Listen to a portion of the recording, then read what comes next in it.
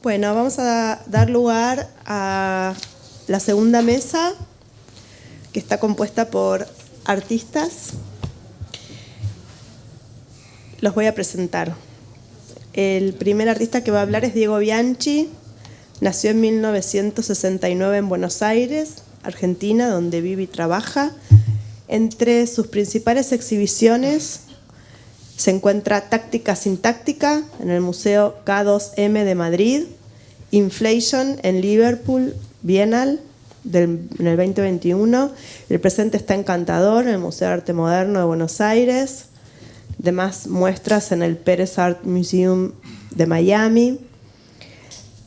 Suspensión de la incredulidad en Experiencia Infinita acá en Malva. Under the Sea en colaboración con Luis Garay. La primera Bienal de Performance en Viena Festwochen y en Matadero, Madrid, entre otras.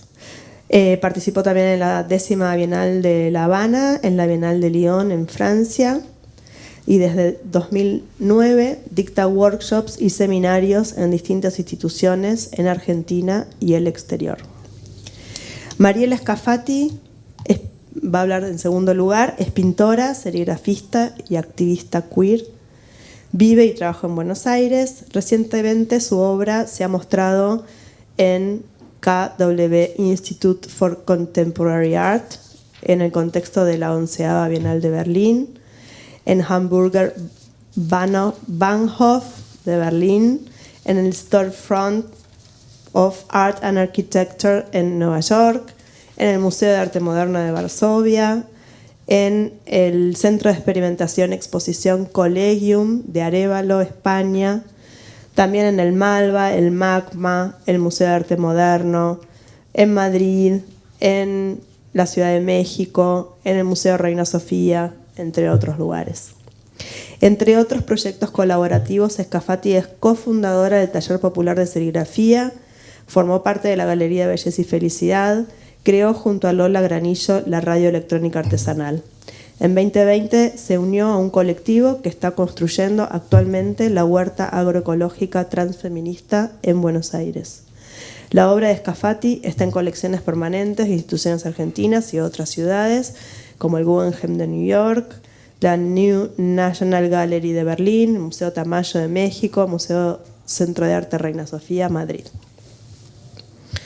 En tercer lugar va a hablar Claudia del Río, artista visual, poeta, educadora y curadora, vive y trabaja en Rosario. Estudió Bellas Artes en la Universidad Nacional de Rosario, donde da clases. En 2002 cofundó el Club del Dibujo, un espacio de pensamiento y acción. Desde el 2006 el proyecto Pieza Pizarrón, dispositivo de dibujo, teatro y pedagogía, proyecto que continúa. Participó en diferentes bienales y residencias internacionales. Es artista tutora en los programas de formación y clínica para Trama, Rhine Artist Initiatives Networks, Fundación Antorchas y el Fondo Nacional de las Artes. En 2022 recibió el Premio Nacional a la Trayectoria Artística y publicó, entre otros libros, Litoral y Coca-Cola, y que van a política y pieza y pizarrón. Y por último va a exponer a Alfredo Dufour. Alfredo nació en San Juan, Argentina, en 1989, es el más pimpollo. Es licenciado en Artes Plásticas, egresado de la UNCUYO, realizó Clínica Yungas en 2013 y el programa de artistas de la Universidad de Itela. Recibió el primer premio a las artes visuales UADE y el primer premio en el Salón de Pintura del Banco Central en 2021. Su obra fue seleccionada para participar del Premio Postfortabat, el Premio Clem, Premio Andreani, BRAC, Salón Nacional, Macro, Rosa Galisteo, entre otros. Su trabajo se ha exhibido en Alemania, España, Londres y México, y también en Buenos Aires. Actualmente vive y trabaja en Buenos Aires. Bueno, entonces empezamos por Diego Bianchi. ¿Pueden venir un segundito para adelante todos? Así estamos más cerca. Está bueno hacer mover a la gente. Igual, por más que estemos cerquita, hablen con el micrófono, así se graba sí. bien, ¿eh? Ojito. Bueno, cuando Mariana me invitó a esta mesa, dije, bueno, es un tema que lo tengo muy palpado, que lo tengo como muy incorporado a mi práctica, pero bueno, obliga un poco a desarmar esas cadenas como de ideas, de cómo llega uno a hacer las cosas que hace. Y entonces encontré que en el principio de mi práctica había como una visión muy económica de elección de materiales. Como que siempre me gustó trabajar en relación a la abundancia y por más que siempre estamos en un contexto de crisis donde parece que no hay recursos, siempre hay elementos que sobran y que exceden y que sobreabundan. Y esa fue mi primera idea, y también lo encontré como emparentado con alguna idea que existe, que en la naturaleza no existe la basura, sino que la basura es como una invención humana, que todo puede servir para algo y que parte como de una idea de utilización que no hay cosas excedentes, sino que todo puede entrar en otro sistema y servir para otra cosa. Y eso me parece como lo tengo como una forma muy incorporada de pensamiento.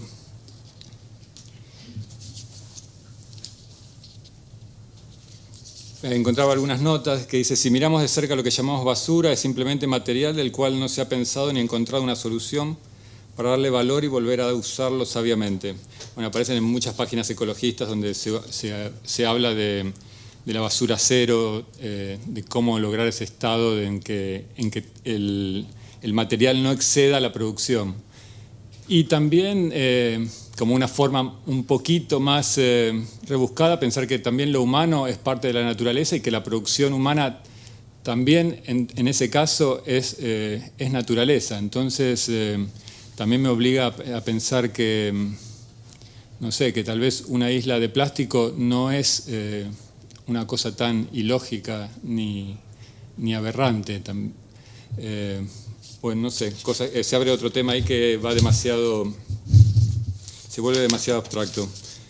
Y por otro lado, no solo pensaba que siempre siento un tipo de responsabilidad por los objetos, sobre todo los objetos que son pensados que no tienen valor o que están fuera de una cadena económica donde se convierten en residuos, sino que también reconozco un cierto apasionamiento por los objetos y creo que muchas personas comparten esto, y entonces empecé a buscarlo y encontrarlo, que se denomina como una objetofilia, que es una parafilia que consiste en sentir atracción emocional y sentimental hacia un objeto. Y me intrigó eso porque muchas veces me pasó que estar como muy enamorado de algún objeto, y también veo la transferencia sexual que es posible hacia los objetos, lo entiendo y me convoca bastante esa idea. Y encontré algunos ejemplos en una página de psicología. Dice: la objetofilia ha vuelto a salir a la palestra tras algunos titulares en los que se podía leer que una mujer pretende casarse con un avión, concretamente con un Boeing 737-800. La mujer de 30 años afirma que conoció a su amor en marzo de 2014 en el aeropuerto de Berlín-Tegel. Según la joven, se sintió atraída por sus alerones, por sus alas, por sus propulsores. Asegura que sintió una fuerte atracción hacia el avión. Sin embargo, no fue hasta 5 años después, en 2019, cuando finalmente la dejaron acercarse al aparato y sentarse en sus alas, momento en que la joven aprovechó para darle un beso al avión. En diversas entrevistas, la joven ha expresado que quiere que alguien nos case y nos pregunte si quiero pasar el resto de mi vida con mi 737-800 y yo diga que sí, nos besemos y podamos estar juntos para siempre. Dice, también afirma que cuando toca sus alas, inmediatamente, no es solo platónico, inmediatamente me sudan las palmas de las manos y me excito. Y después hay otra parafilia como más específica, que es la algamatofilia. Es una parafilia consistente en sentir deseo sexual hacia una estatua, muñeco, escultura u otro objeto figurativo similar. Y también ahí encontré que hay un grupo de gente que se sienten objetum sexuality, se llama la página, y es una orientación al amor por los objetos directamente. Entonces ellos especifican y se separan de lo que es un fetichista directamente. Dice, una pregunta es el SO un fetiche? Y dice, no. La objeto sexualidad no es un fetiche, mientras que un fetichista debe tener presente su objeto deseado como catalizador para lograr la gratificación sexual. Nuestro amor por los objetos no se basa en una respuesta psicosexual habitual. Es el objeto que nos cautiva en muchos más niveles, además de la excitación sexual. Los fetichistas no ven el objeto tan animado como nosotros y por lo tanto no comienzan a desarrollar una relación amorosa con el objeto.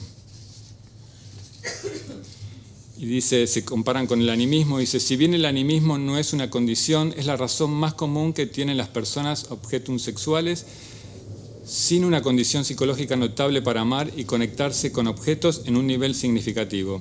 La creencia innata de que los objetos no son inanimados, sino que poseen un espíritu, alma o energía con la que uno puede conectarse. Y hace algunos años estaba dando vuelta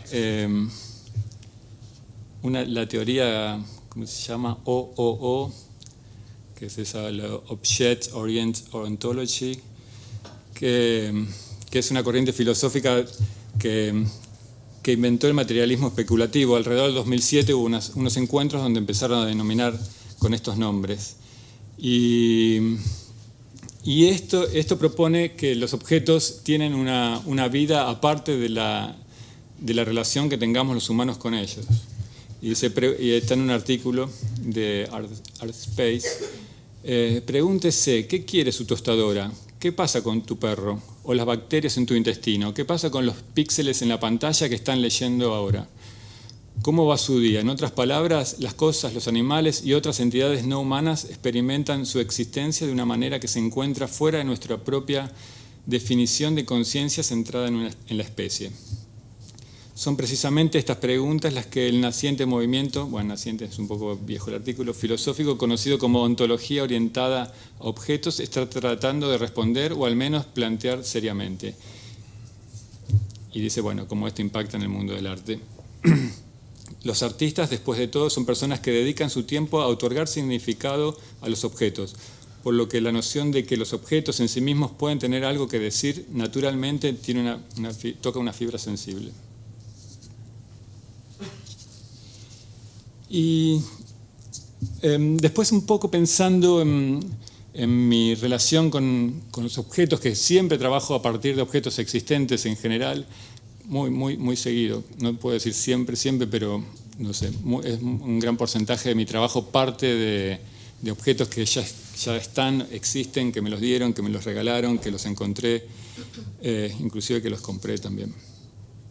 ¿Y qué pasa con esos objetos que la sola exhibición del objeto para mí no resulta interesante? Como el ready-made me parece como una operación muy específica y que fue muy efectiva en su momento, pero a mí no me satisface como procedimiento, que necesito como involucrarme de una forma más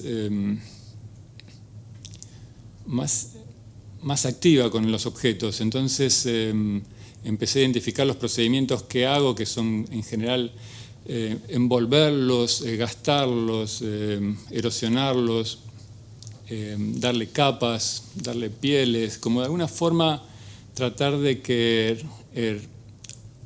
adquieran un tipo de carnalidad y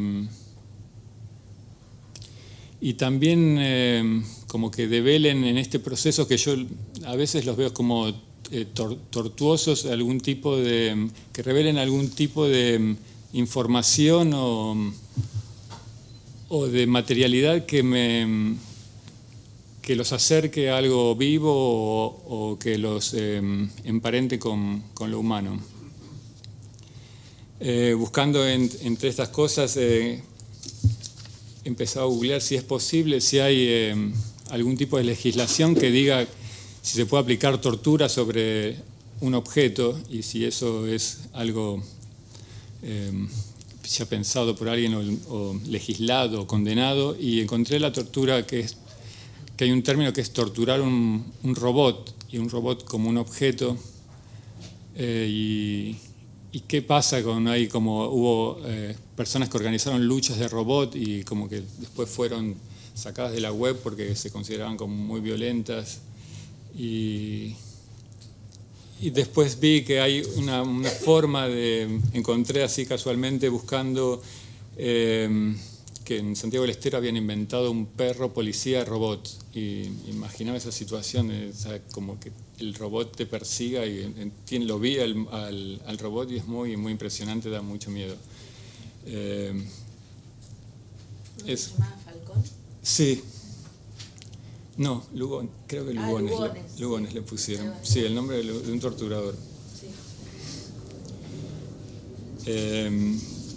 Pero me parecían temas derivados de esta relación con los objetos, que no solo es como planteaban como una parafilia de amor y devoción, sino que también puede ser como una lucha, un enfrentamiento, un cuestionamiento hacia los objetos que nos rodean.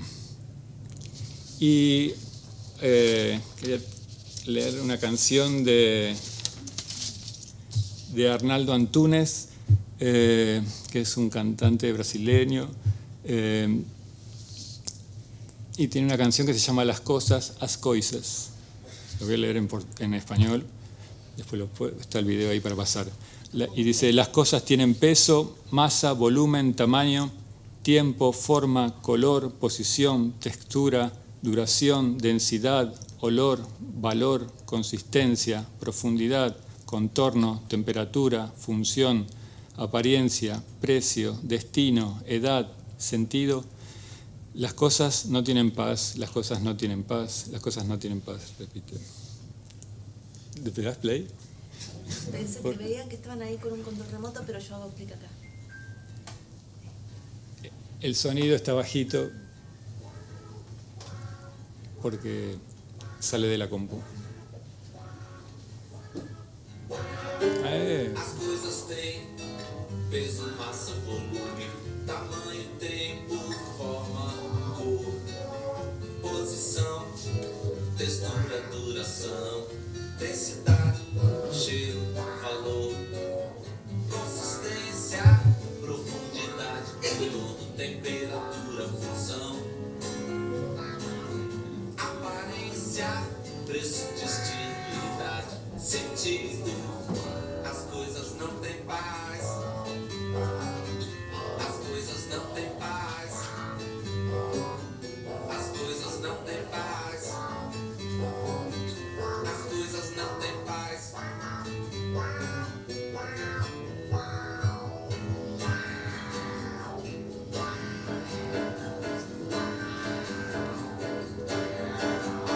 As coisas têm peso, massa, volume, tamanho, tempo, Bueno, ya se puede.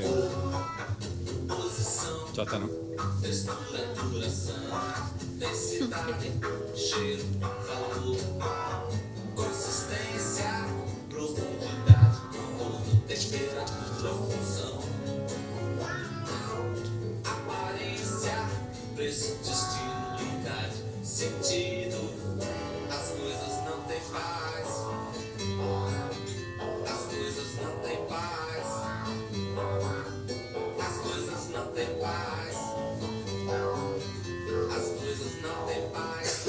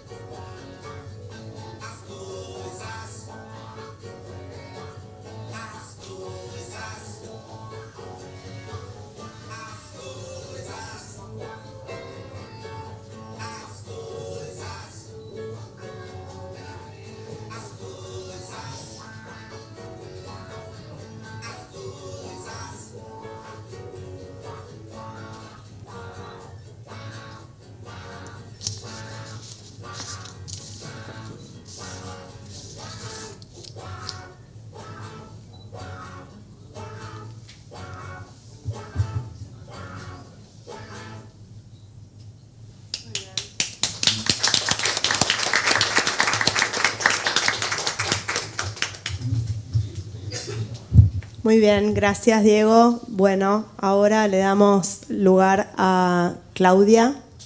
¿No? No, Mariela, perdón, Mariela. ¿Tengo que pasar a algún lado? Yo no sé hacia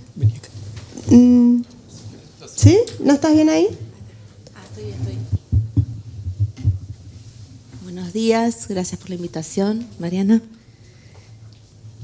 Bueno, yo estuve enredada entre Google y Huawei y en el medio de eso no pude enviar las imágenes, entonces bueno, fui a mi gran aliada, ¿cómo se dice? Lo analógico, directamente.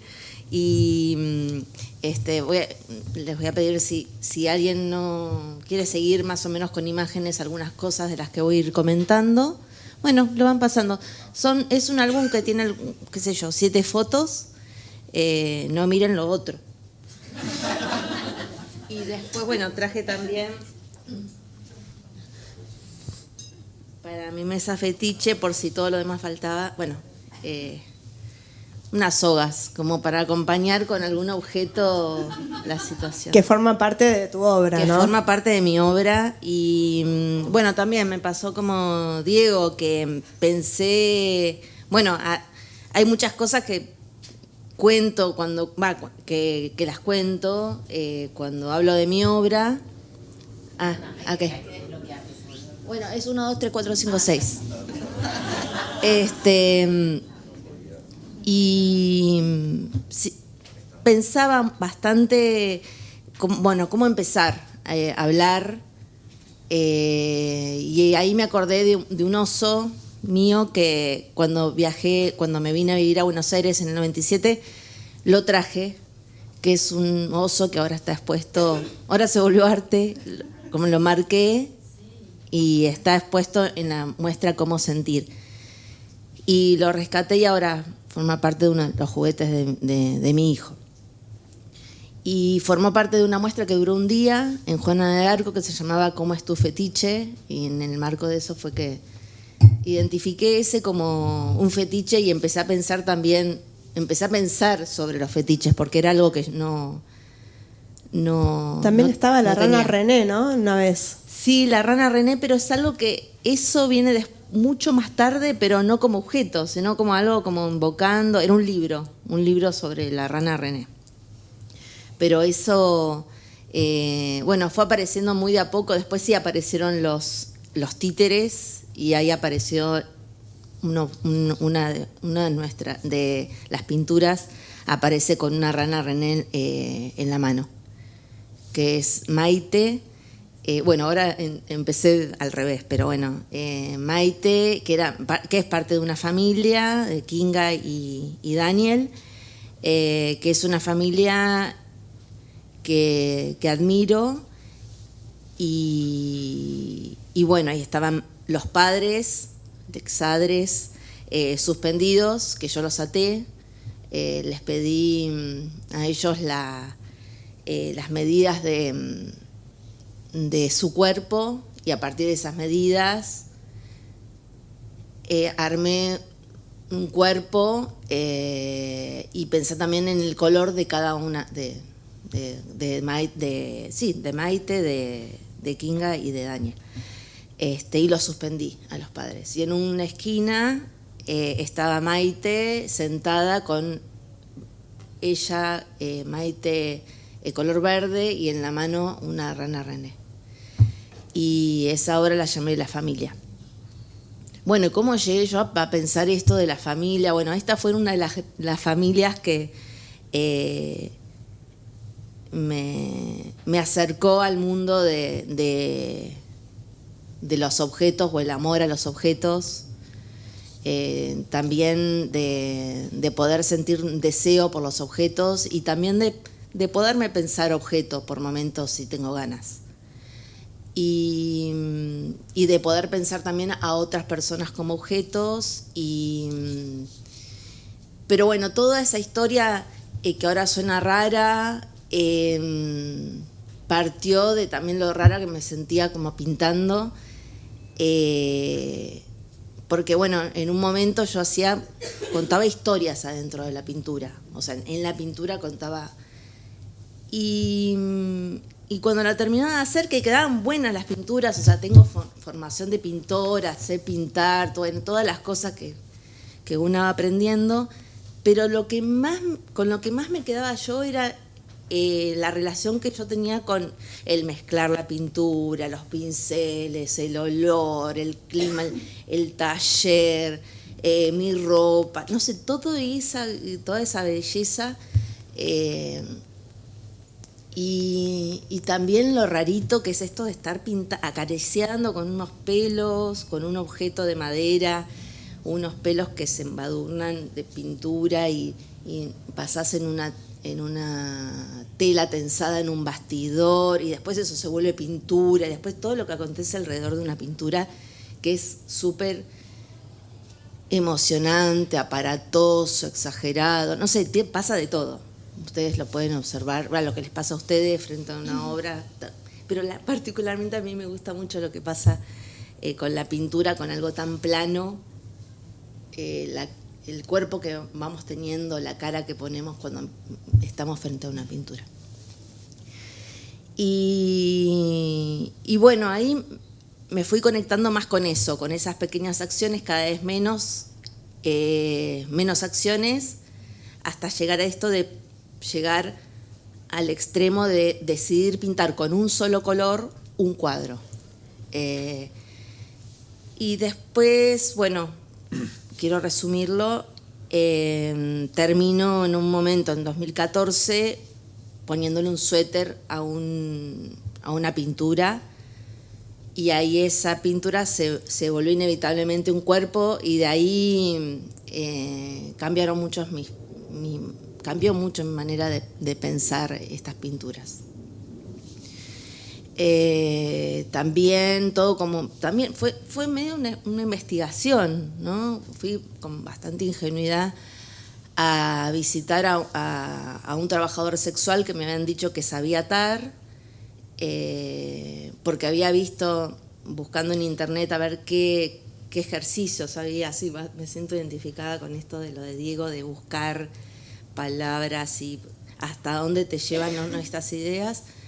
Y bueno, y llegó como a una práctica que es el de la atadura, el shibari. Digo, bueno, la cuerda yo ya la venía usando para suspender algunas pinturas desde el techo con poleas, y me atrajo esto de la concentración del atar, la dedicación. Me parecía que era algo que yo podía encarar. Y bueno, al final este chico me ató ese primer día. Yo fui con unos bocetos de lo que me imaginaba, de unos cuadros suspendidos con sogas y atados, y él me ató, y ahí empezaron como una cadena de encuentros de sesiones para atar y ser atada, y ahí me di cuenta que esa investigación se había ido al carajo, porque no, como muchas veces pasa, que eso que haces en el arte nunca está separado de tu vida, de tu cotidiano, y bueno, ya se mezcló, y a mí eso que estaba investigando me atravesó, ya forma parte de mi vida. Entonces no, mis relaciones cambiaron muchas cosas, y bueno, y todo esto que a mí me pasaba también con la ropa que compro pero no uso, ropa que me encanta. Bueno, son muchos empecé a pensar todos los objetos que me gustan, y están los muebles que me pasan cosas, me casaría. No sabía esto que te podías casar. Si me caso con un mueble seguro. Las sogas, las ropas, los colores, las texturas, pero las texturas no son cosas. Bueno, y no sé qué más comentar, porque prefiero como que dejar abierta como a preguntas, y porque, no sé, parece que es mejor eso. Bueno, ¿Está bien? Está perfecto. Tengo muchas preguntas, pero las dejamos para después. Bueno, ahora sí, vamos a escucharla a Claudia del Río, Hola. que preparó un PowerPoint como buena docente. Bueno, gracias. ¿Lo pasás vos, Claudia? Gracias, Mariana. No. Estoy medio lejos. ¿Está puesto ahí? Bueno, dale. lo paso. Mejor que lo pase ella. Pero está Es largo, puesto ahí. el cable del mouse es largo, te llega. No lo veo al mouse. Acá lo tiene Alfredo. Listo. No sé, no lo veo. Ahí abajo la P naranja, el cosito naranja.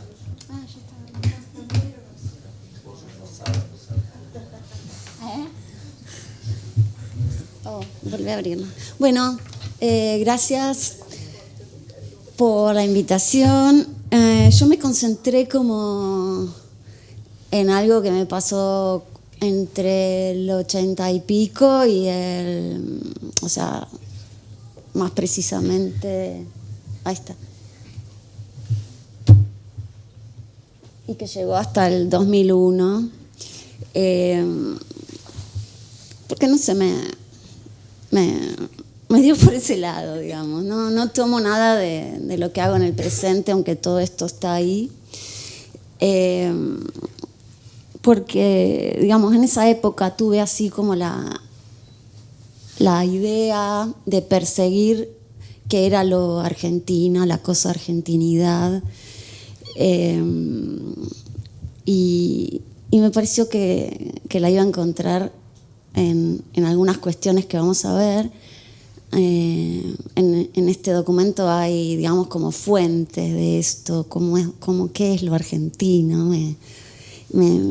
Así era algo que, o sea, yo terminaba la facultad, terminaba de pintar y, o sea, dejé de ir a artísticas, a librerías artísticas para quedarme en ferreterías, compraventas, agencias de loterías, librerías de usados y todo eso, ¿no? Digamos, eso era la vidriera ahí.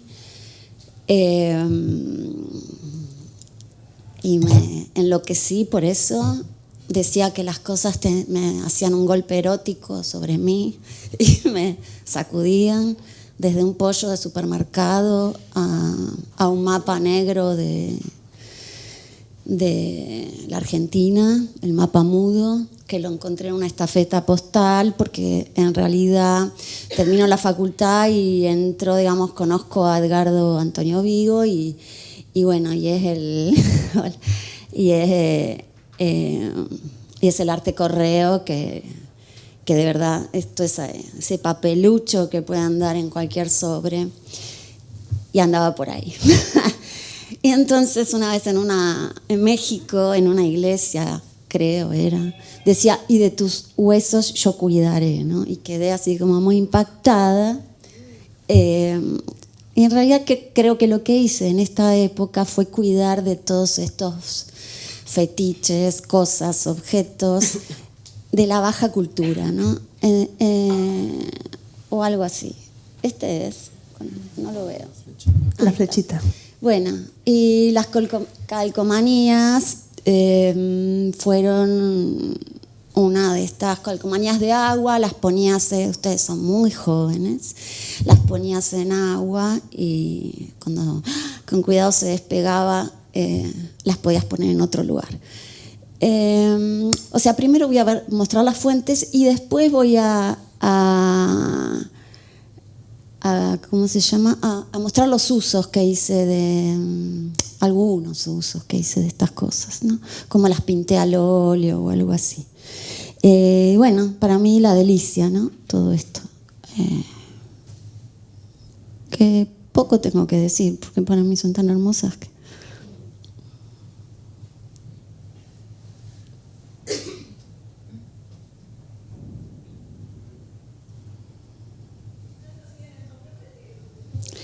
Pero mientras voy a leer algo.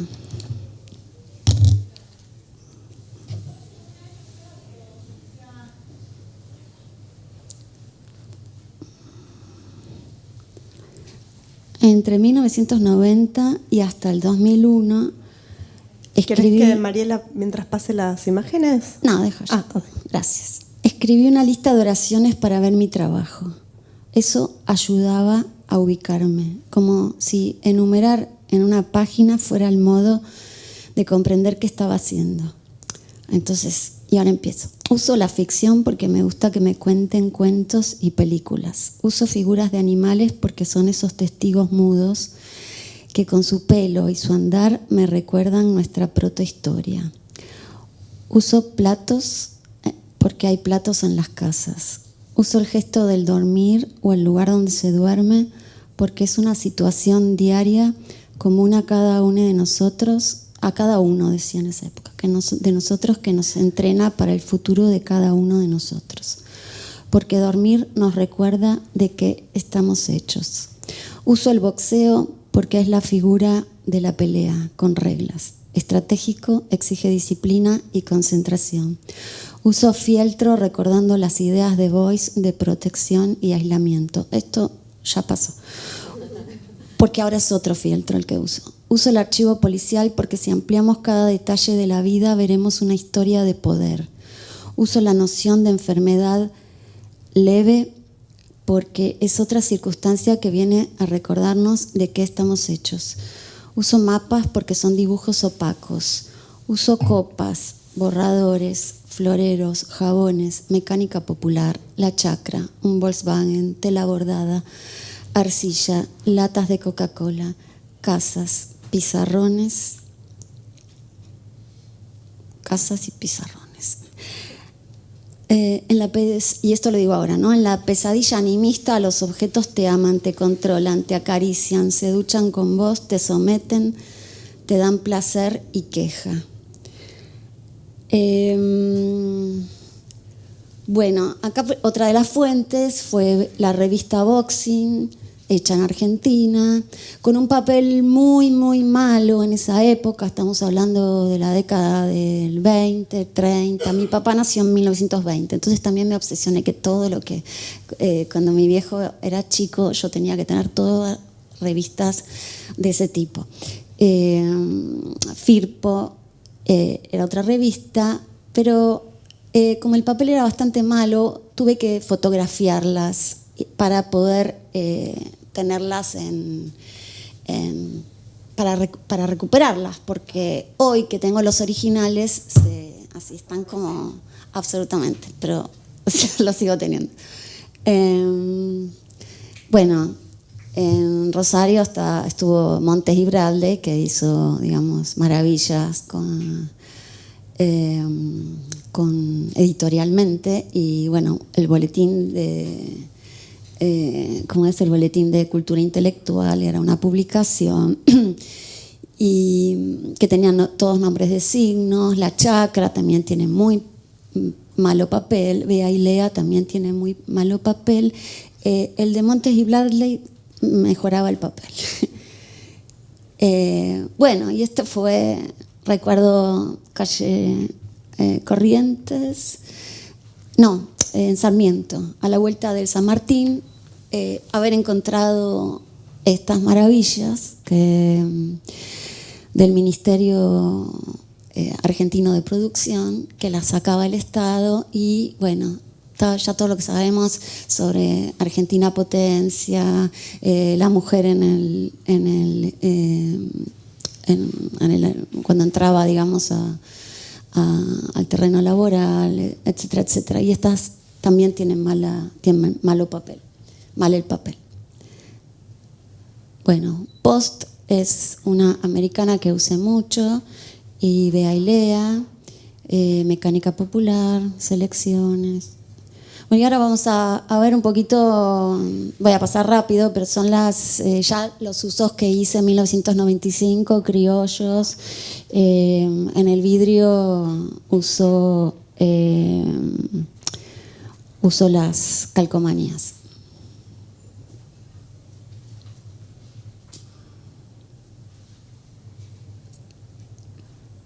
Y yo seguía pensando que estaba haciendo algo que podía tener que ver con No solo con recuperar, o sea, no solo con guardar estos objetos y darles un lugar a través de otra piel y otras circulaciones, sino también conservarlos. Estos son floreros que se encastran.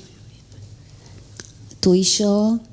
Justamente Vigo tiene toda una serie de Tú y yo. Y bueno, yo las tenía en calcomanías. Esta es la única de lo que yo conseguí de boxeo, la única tapa donde le dedican a las mujeres una página principal, ¿no?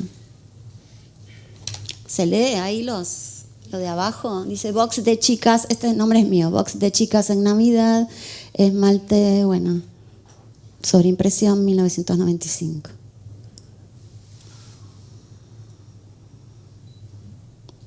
Y la asociación más literal que tuve con la argentinidad fue Bizarra, ¿no? Bizarra. Y por supuesto siendo parte. Los carteles de Dataloy que estaban en los bares, Dataloy era la marca, y bueno, son esos carteles de felpa, todavía se consiguen en bares viejos.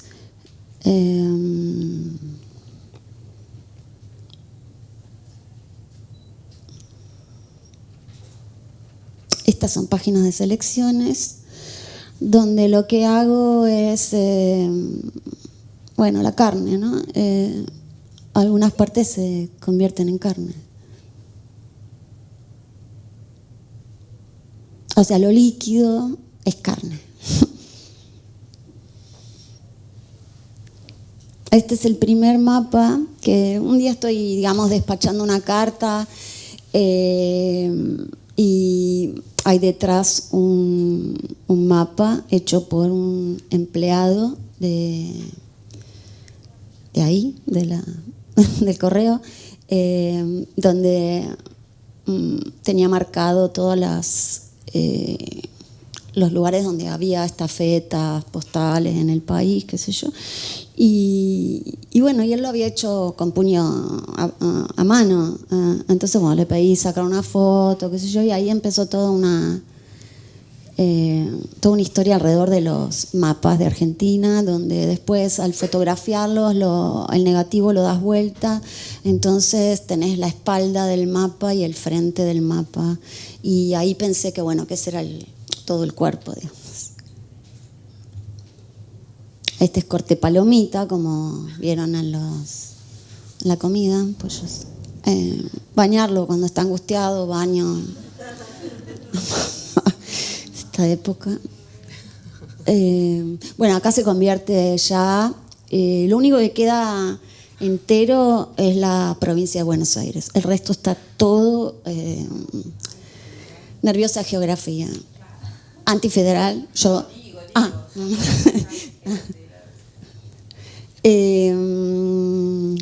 Bueno, esto fue un trabajo, no importa, largo, lo voy a seguir contando. Otra cosa que creí que formaba parte de nuestra cultura eran los jabones de lavar, que tenían unos nombres increíbles y era un objeto así muy contundente. Por esa época había ido a Cuba y bueno, y volví pensando que en el jabón, pero también que quería enseñar a hacer jabón, ¿no? Y me puse, a investigar maneras de hacer jabón. Pero no volví a hacer jabón. Este es el grupo de las tapas, que las tapas tenían un diseño súper geométrico, además de los cuerpos de la época, ¿no? Y el papel de celofán, que de alguna manera eran como acumulaciones femeninas, así fueron pensados en ese momento, por tules y cosas así. O sea, esas los puntitos que ven son de eso. Más boxing, tapas de boxing, conservadas, platos, pollos.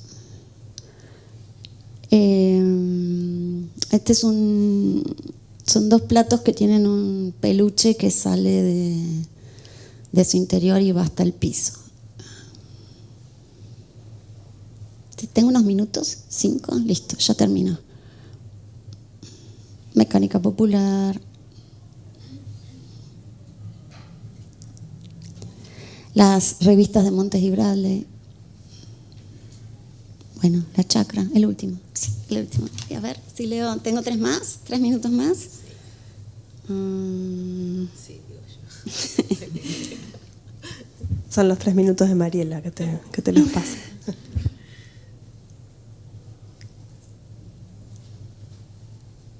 Ay, bueno, ya está.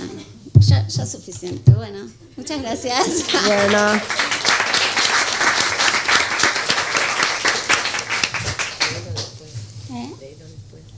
Seguimos después. Bueno, ahora le damos lugar a Alfredo Dufour. Dale, gracias.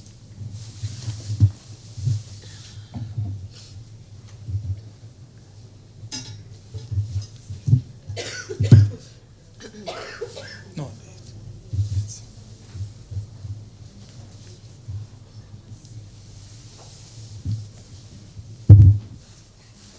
Hola. Bueno, hice una breve presentación PowerPoint con 7 obras, creo, y empecé por esta. Están cronológicamente ordenadas y bueno, para mí es un poco clave esta. Y escribí un texto medio en relación a tratar de pensar por qué tengo la necesidad de representar algo que ya existe, teniendo en cuenta que la iconografía que manejo en mi trabajo, básicamente. Y bueno, ahora paso a leerles. Si querés, ¿me podés ayudar? Sí, Pasando la imagen. lento o veloz. Como quieras. Mi producción artística, casi en su totalidad, es la representación de objetos, escenas, costumbres, hábitos, espacios y arquitecturas preexistentes. Algunas veces estas piezas aparecen solas, mientras que en otras establezco articulaciones o asociaciones de plano formal y o simbólico. Estos juegos permiten sintetizar mi experiencia empírica alrededor del objeto o de situaciones que se suceden en el plano real y que son de mi interés. Pretendo construir un lenguaje visual que las resuma. Tomo el concepto de representación de una forma literal. La materialidad de mi trabajo deja entrever que eso que llamo arte es una imitación de lo preexistente, pero la plasticidad que ejerzo evidencia ciertas licencias en cuanto a la mímesis. No intento presentar lo que vivencié porque no se percibiría la afección sensible que la información me ejerce. Concibo la producción como una urgencia expresiva y de supervivencia, donde me es casi imposible evitar que la misma sea indiferente al cuerpo que la ejecuta. Sin embargo, soy plenamente consciente del poder efectivo y afectivo que poseen ciertas imágenes y hago uso del mismo para recrear aquellas cosas que creo pertinentes. Los materiales que empleo son sobre todo económicos y de fácil manipulación, aquellos que alguna vez pude encontrar en la casa de mis abuelos o mis padres, ambas familias hacedoras de manualidades, decoración y manutención del hogar. Criado viendo televisión, presté especial atención a programas como Hágalo Usted Misma, de Utilísima, Art Attack, entre otros, donde las necesidades se cubrían mediante la creación de objetos de bajo costo y en poco tiempo. Me fascinaba ver que para alguna inquietud, problema o simplemente por aburrimiento existía la posibilidad de elaborar algo con las manos y desde la casa para suplir esas demandas. Mantengo hasta el día de hoy esa lógica en mi trabajo y ahondé en paralelo en mi relación con el contexto, citando aquellas cosas que forman parte de nuestra idiosincrasia e iconografía, en búsqueda de empatía y complicidad, generando retratos ficcionados donde exagero, evado, simplifico, repito, copio, río y lloro.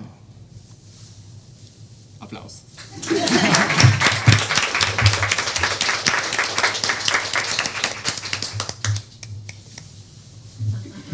Bueno, muchas gracias. ¿Hay alguna pregunta ya? O si hay una pregunta ya, la pueden ya expresar. Y si no, yo tengo algunas para completar un poco las exposiciones de ellos y ella. Y ellas, perdón. ¿Silencio? Bueno, avanzo. Bueno, nada, primero lo que quería decir era sobre los dos primeros, Diego y Mariela, que era un poco, me parece, una operación bastante similar, aunque inversa, en cuanto a, bueno, primero, Diego, esto que me parece que podría definir gran parte de tu obra o de cómo la presentaste acá, es, digamos, el mecanismo de borrar o disolver aparentes dicotomías, ¿no? Por ejemplo, entre la basura y lo útil, o sea, entre lo útil y lo inútil, entre lo natural y lo artificial, esto que decías de poder pensar, por ejemplo, al plástico como una nueva naturaleza, que tampoco sobraría, tampoco el plástico sobraría, ¿no? Y sobre todo entre objeto y sujeto, ¿no? Entre el objeto de arte y vos como artista, ¿no? Porque es como si subjetivizaras a las cosas con las que te encontrás, ¿no? Agrediéndolas un poco, o a veces también homenajeándolas un poco como Alfredo, ¿no? O sea, destacándolas, ¿no? También. Y pensaba, ahora igual te pregunto, pero pensaba Mariela un poco a la inversa, en vez de subjetivizar a los objetos, vos hiciste eso también, pero también hiciste la operación inversa, con lo cual también se disuelve un poco la distancia o la diferencia tajante entre las cosas y los humanos, ¿no?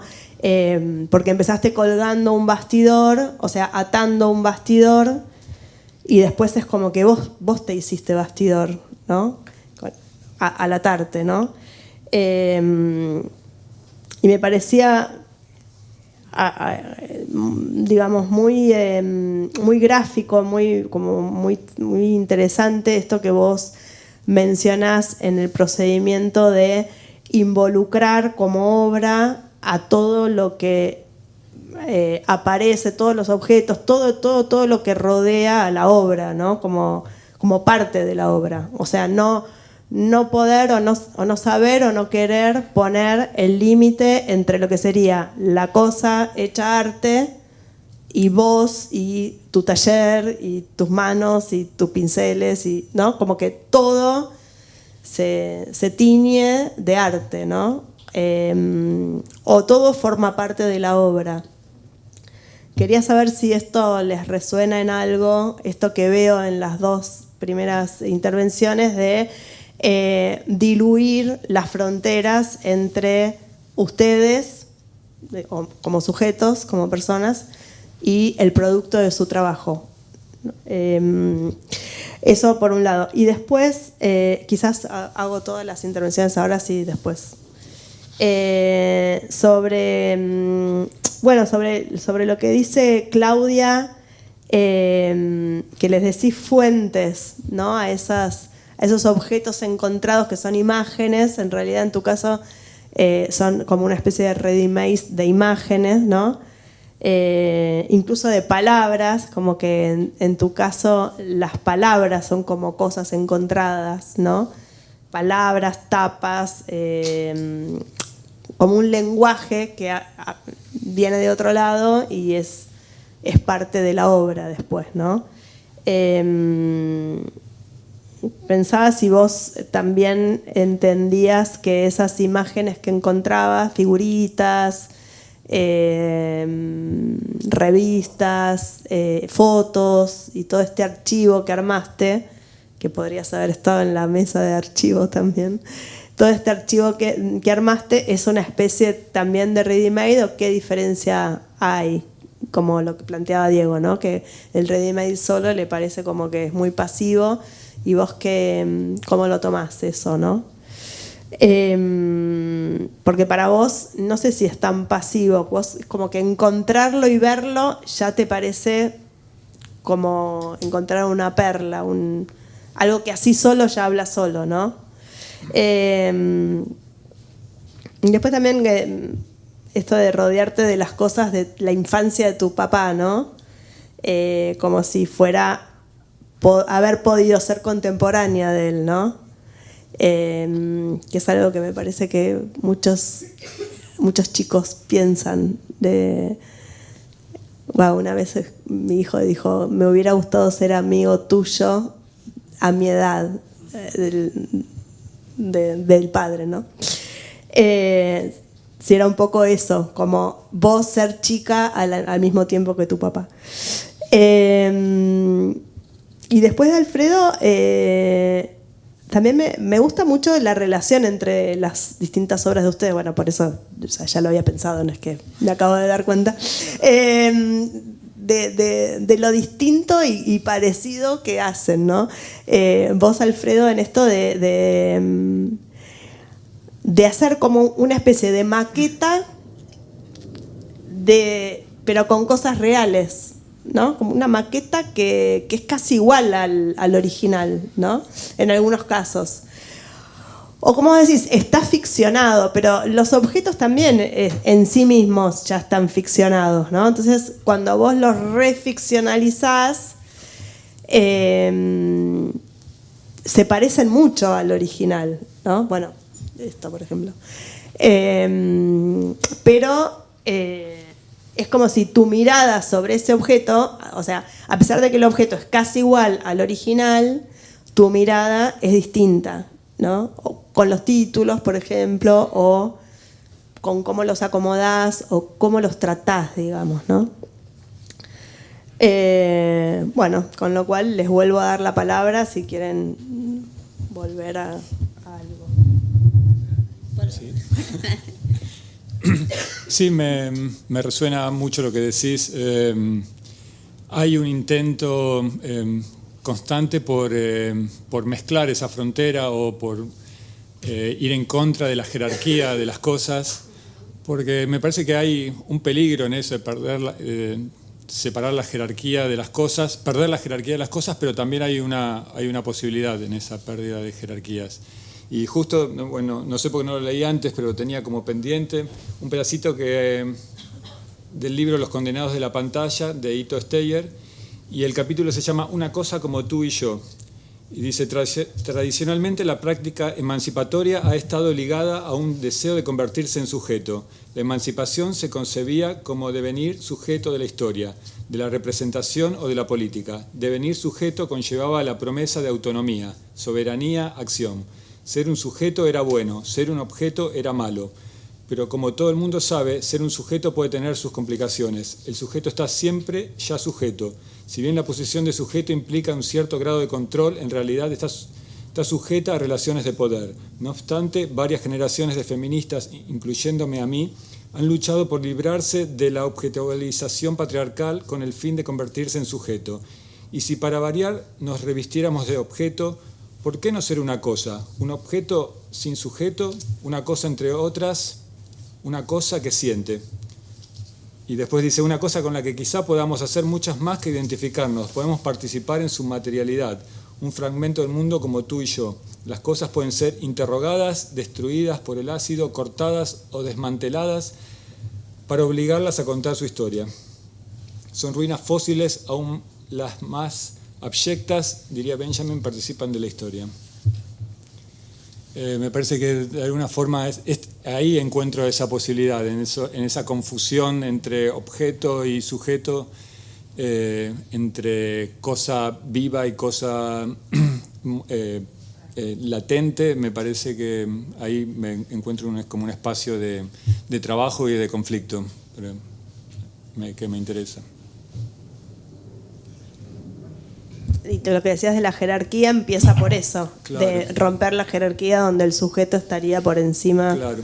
del objeto. Un poco lo que hablábamos también en la primera mesa, ¿no? De dominar, o sea, ponerse como sujeto también implica objetualizar el mundo para dominarlo y someterlo, ¿no? En cambio, ponerse al mismo nivel implica una relación con el mundo o con la naturaleza más, en principio, más horizontal, ponele.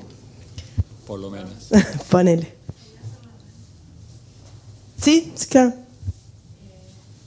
Perdón. Después.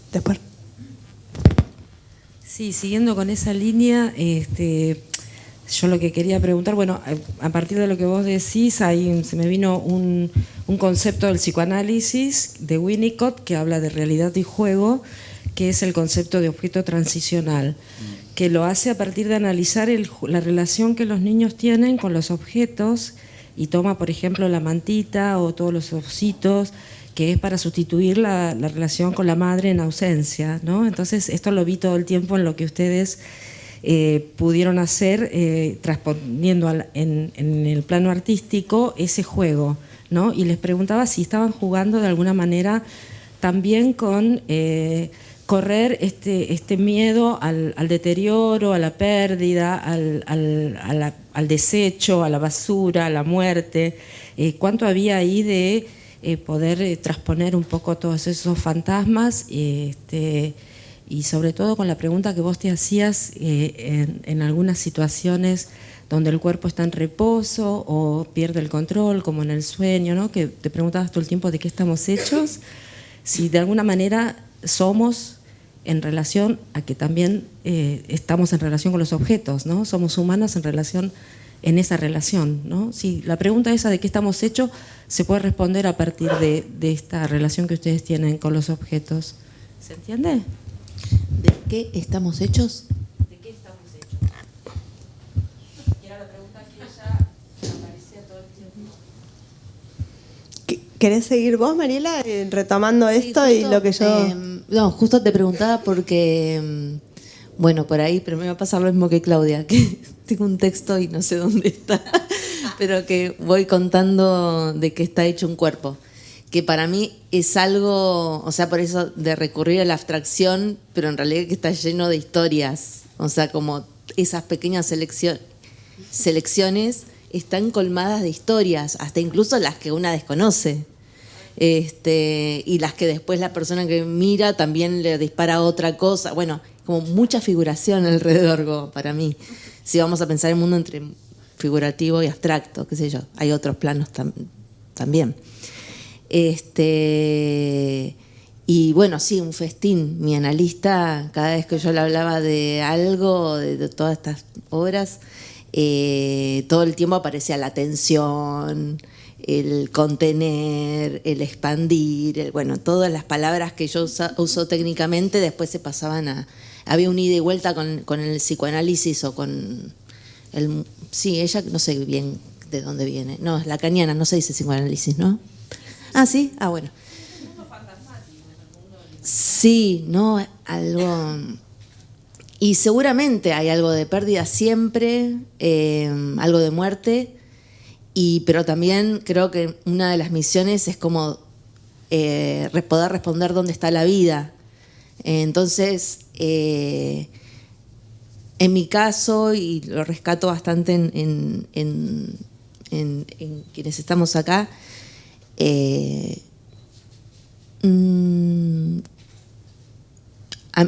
o sea, son objetos que van más allá de lo que están diciendo. O sea, ves una imagen de la representación de un negro. Bueno, se te pueden disparar un montón de cosas que desde nuestra formación te va para un lado, pero si te conectás desde el objeto, desde la belleza de la forma, te vas a otro lado. O sea, como que dejás el prejuicio y te corres, no sé, o algo.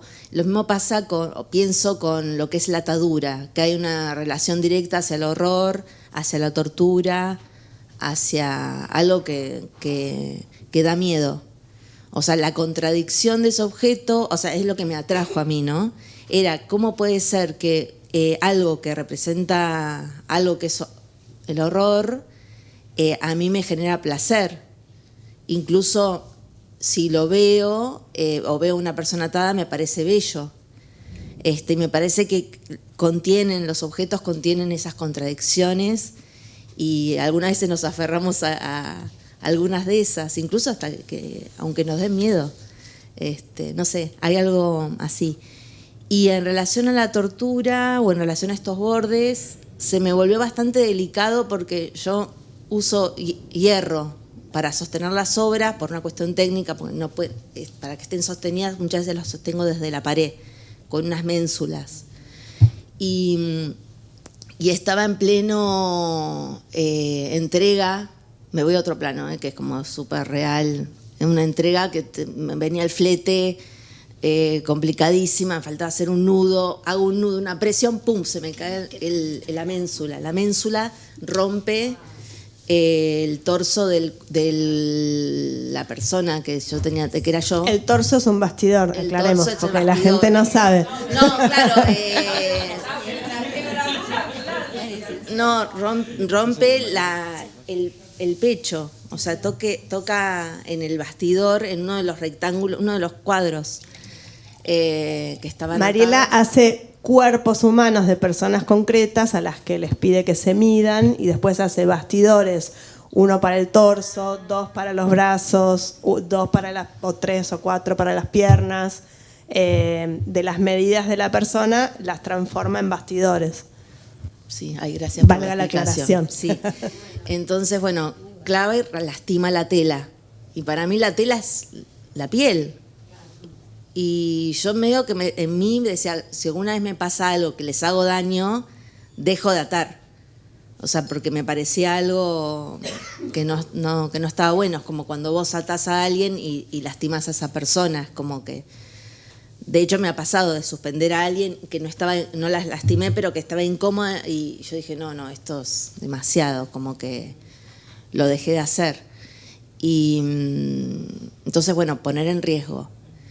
Y después pensé que la tela se cura también, o sea, porque los pintores también hacemos parchecitos, le agregamos atrás, le ponemos el jaboncito, le ponemos una cola, le ponemos una telita atrás y yo dije, bueno, que se sume, además se veía porque estaba dando vueltas, las lavamos y le podemos llegar a retocar y bueno, y ahí fue que, perdón, me acordé de algo, se cayó una obra en un montaje en Emamba y los montajistas estaban aterrados, la curadora me hace así, como diciendo...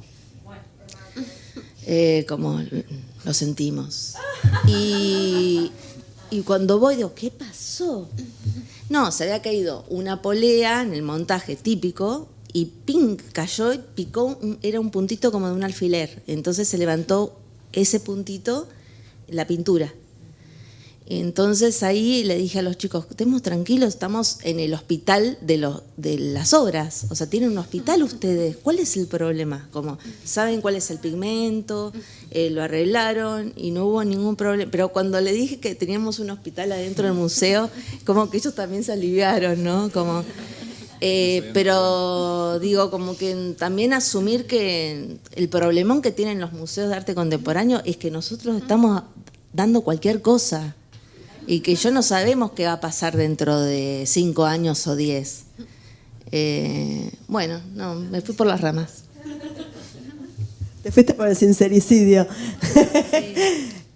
Claudia, ¿querés...? En realidad lo que proyecté acá es como, la primera parte es todo o sea, todas las revistas yo no las muestro nunca. un secreto. Por eso es que no sé, la movilización de las cosas, los encuentros, no sabría decir. Son bastante pulsionales y como si, digamos, están mucho, o estaban, ¿no? Estaban mucho tiempo alrededor y en un momento dado es como si ellas caminaran y dijeran, tac, queremos estar voz con voz. Y yo en realidad soy como apenas alguien que las conecta y bueno, las vuelve así próximas, hermanas, amantes, todo eso. Y respecto de lo que contaste, de lo que dijiste, bueno, sí, claro, yo estoy muy ligada al psicoanálisis, a Lacan y todo eso, o algo ligada, algo ligada, mejor dicho. Y cuando era muy chica, o sea, las tías, las hermanas de mi madre, mis tías abuelas que habían vivido en casas grandes, se quedaron viudas, redujeron y llenaron sus casas de cosas. Entonces a mí, ellas morían y a mí me llevaban de pequeña a esas casas porque las hermanas las tenían que desmontar y yo me llenaba los bolsillos de cosas. Pero literalmente era como un peso así, más lo que juntaba en el río Paraná y todo eso. Me parece que es el osito y todo eso forma parte, digamos, de... Bueno. De tu vida afectiva. De tu vida afectiva. Sí, totalmente. Y de que además las cosas no pueden suicidarse. O sea, alguien las tiene que eliminar o llevarla a un compraventa o regalarla o algo así. Entonces, eso. Gracias. No, de nada. ¿Te contesté? Sí. Puede ser. Alfredo, esto que te decía de una representación que es como una maqueta que es igual al original prácticamente. Me quedé pensando en eso. Por suerte todo es lo que hacemos es arte y no estamos matando a nadie, no somos asesinos seriales. Por mi parte trato de hacer más evidente esa artificialidad en la producción. ¿Qué sé yo? Y lo hago como bastante burdo, como trabajo con telgopor y cartapesta. No sé. Pero del mismo tamaño, digo, respetando el tamaño y bueno, por ejemplo, este ataúd, el color, que se titula Chocolate, es de mi última exhibición y estas piezas acá exhibidas sí mantienen una relación a escala con el real, pero no así en mis trabajos anteriores. Y fue específicamente para esta exhibición que se titula Vendo Miedo, justamente. Y tiene un poco que ver con aproximarme a algo real. Pero más que nada para tener un vínculo como con el presente actual. ¿Por qué? ¿En qué sentido? Porque es bastante oscura la muestra, no sé, como pesimista. Sí mantengo como ahí en algunas cosas como, bueno, y en otros trabajos como cierta ironía con los títulos o los tamaños o las relaciones que establezco, porque a veces asocio piezas de distintas procedencias, ámbitos, para construir, no sé, como monstruitos.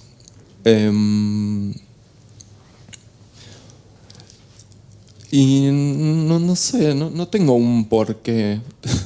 Es como que desde un niño que hago esto. Y se volvió como una forma necesaria, expresiva. Apenas puedo hablar ante ustedes, pero no sé, me animo a hacer estas cosas. Entonces lo tomo así como un lenguaje. ¿Está ahora la muestra para ver? Sí, la pueden visitar. Paso el chivo de Decime. viernes y sábados.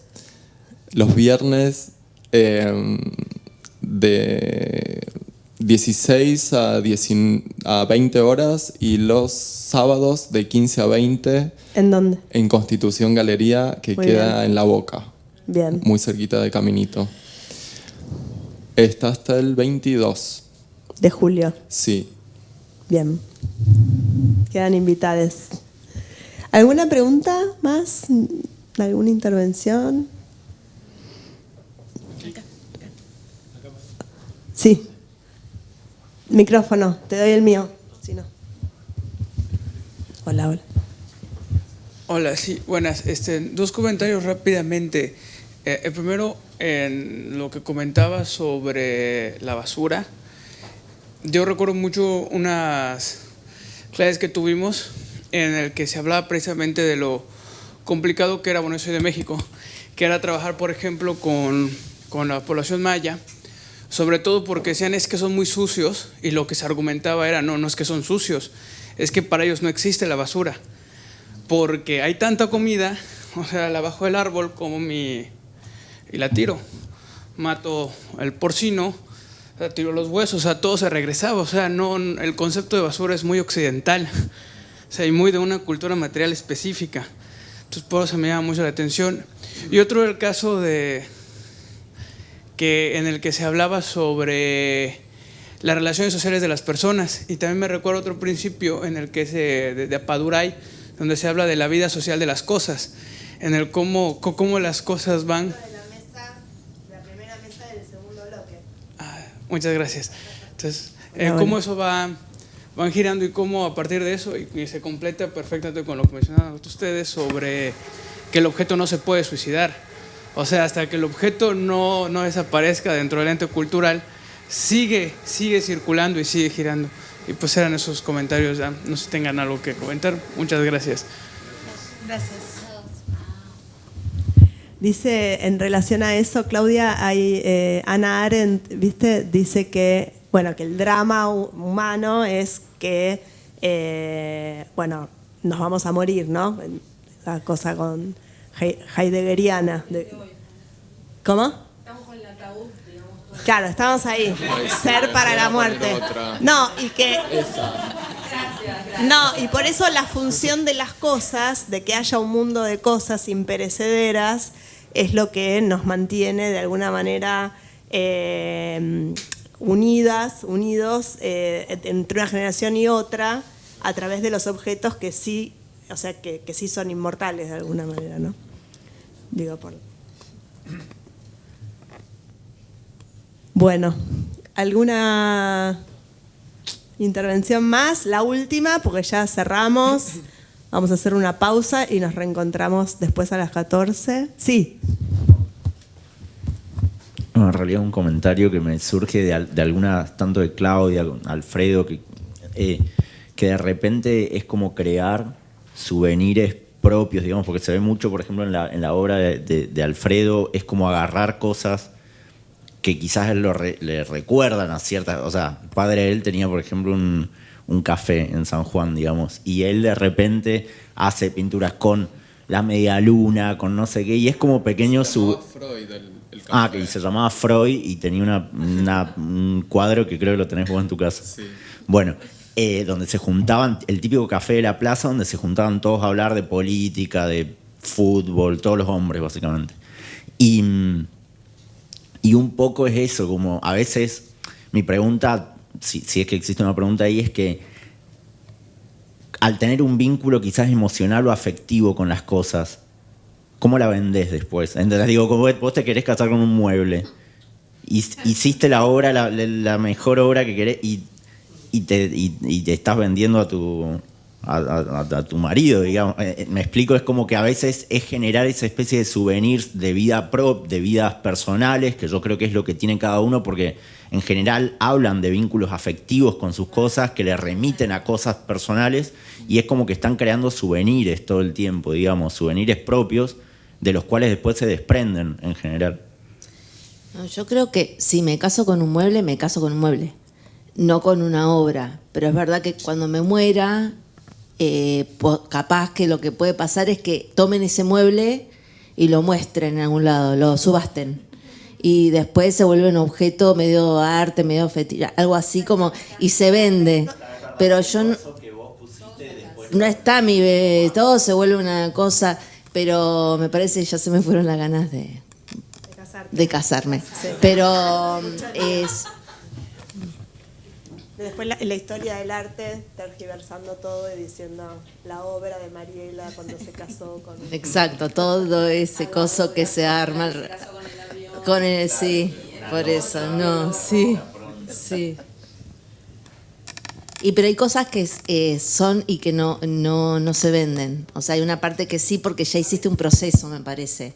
De las cosas que mostré en las fotos o de las que hago, son cosas que yo ya hice mi despedida, no sé, o las quiero mostrar, las quiero compartir, me quiero reír incluso, como ya verla lejos. Hay veces, algunas veces quiero que estén bien lejos geográficamente. Y ya está, fueron parte de mí, siguen siendo, pero no, ya no están en casa.